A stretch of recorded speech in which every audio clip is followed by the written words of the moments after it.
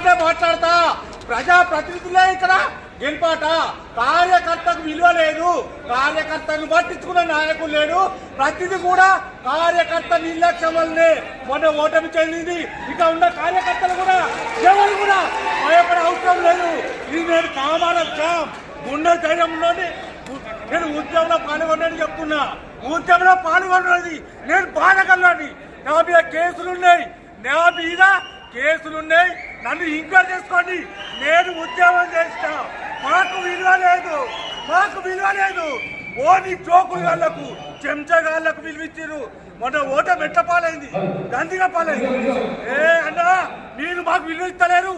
Party ఇప్పుడు గెలుపు కొరకే, ఇప్పుడు మళ్ళా ఎంపీ గెలుపు కొరకే ఈ సమావేశాలు, ఈ ఆర్భాటాలు.